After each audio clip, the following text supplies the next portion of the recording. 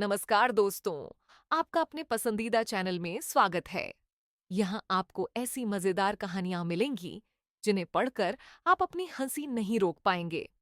तो चलिए शुरू करते हैं आज की कहानी।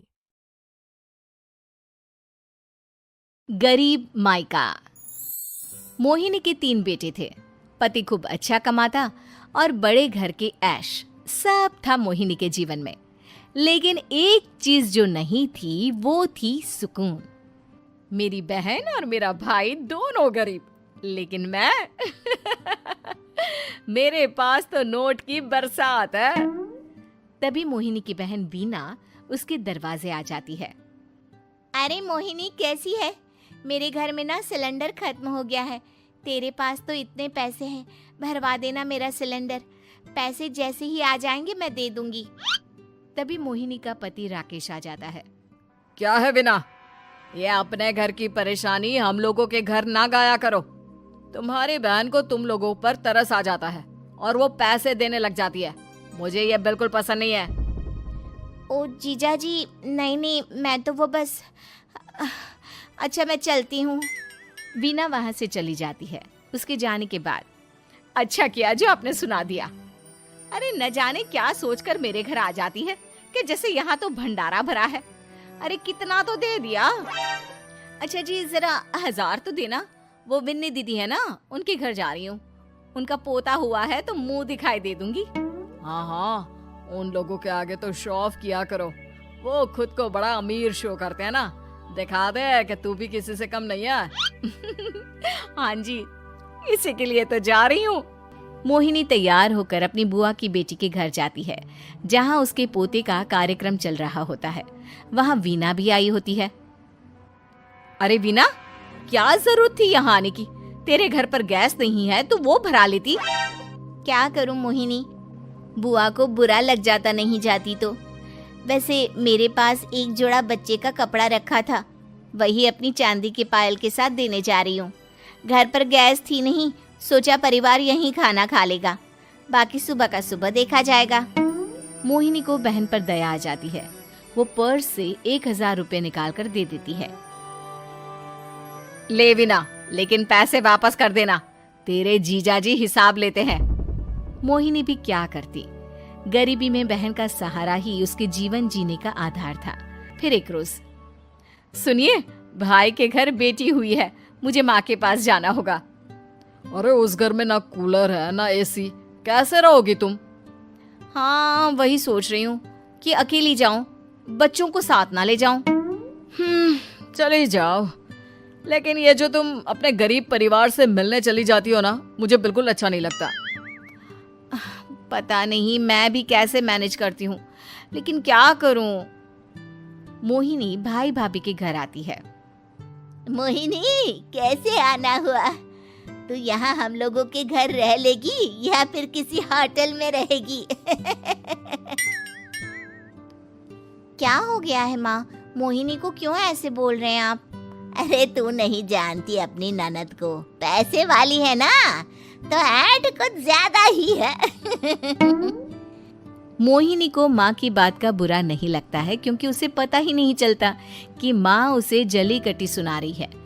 वो भाभी की बच्ची के साथ लेन देन करती है और वहाँ से चली जाती है। उसके जाने के बाद, माँ, क्यों आप मोहिनी को इतनी सारी बातें सुनाती हो? भाई का बेटा बोल पड़ता है। माँ, क्योंकि दादी जानती है कि बुआ के अंदर घमंड है। सही बोल रहा है मोहन।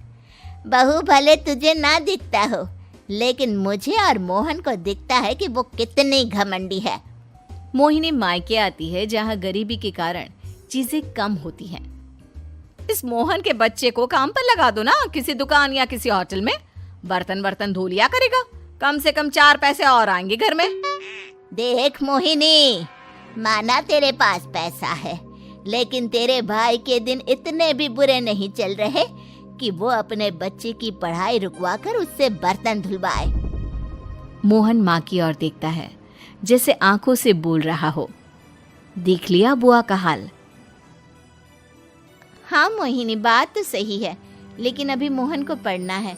आखिर तुम भी तो अपने दोनों बेटों को पढ़ा रही हो ना। मेरे बेटों से कैसे कंपेयर कर सकती हैं आप? अरे वो तो कलेक्टर बनेंगे।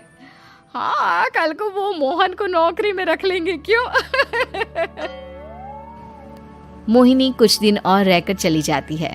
धीरे धीरे दिन बीतता है। मोहन बड़ा होता है और कड़ी मेहनत से सफल भी हो जाता है। मोहिनी, माँ के जाने के बाद तो तुमने भाई भाभी के घर जाना छोड़ ही दिया, क्यों? वो क्या है ना, उन लोगों का घर छोटा है, मेरे बच्चे जाना ही नहीं चाहते।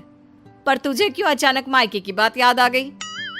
यार, मेरा तो मायका है, भाई भाभी है, मेरा तो आना जाना लगा ही रहता है।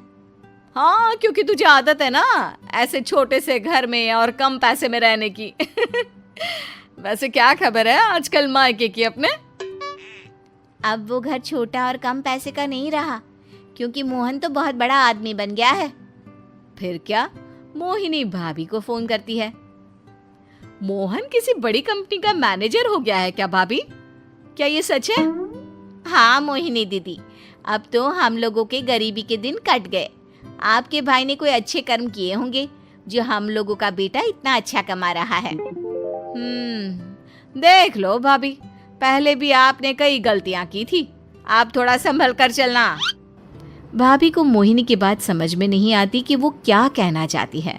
फिर एक दिन वीना मोहिनी से कहती है, मोहिनी, हमारा भतीजा मोहन अच्छा कमा रहा है, क्यों ना मैं अपने बेटे की नौकरी के लिए उससे बात करूं? अरे बुआ का बेटा है, ये सोचकर मदद तो करेगा ना? हाँ हाँ, क्यों नहीं करेगा, उसके बुरे दिन में तो हम भी खड़े थे। मोहन को वीना फोन करती है और अपने बेटे की मदद करने की बात करती है। हाँ हाँ बुआ, क्यों नहीं, आप सिद्धार्थ को भेज दें, मैं अपनी ही कंपनी में उसकी नौकरी करवा देता हूँ। दिन बीतते हैं। अब वीना के हालात भी अच्छे हो जाते हैं। क्या बात है वीना, तूने भी कार ले ली, वो भी इतनी अच्छी? हाँ मोहिनी, अपने भतीजे के कारण तो हम लोगों की दिन अच्छे हो गए। उसने सिद्धार्थ की नौकरी लगवा दी है, वो भी शानदार। ठीक है, लेकिन पैसे ख्याल से खर्च करना।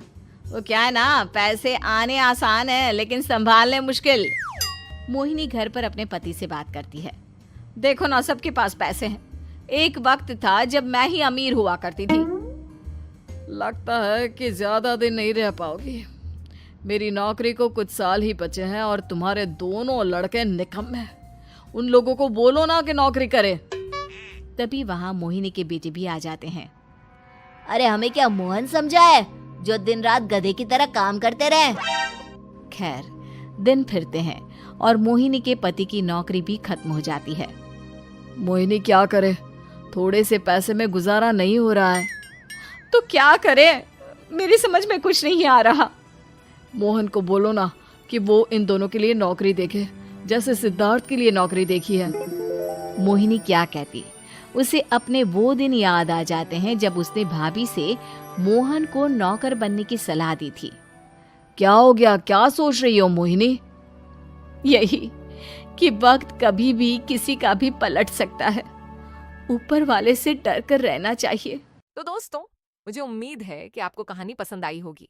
अगर आपको पसंद आई हो तो कृपया सब्सक्राइब करें और मजेदार कहानियों के लिए बने रहें।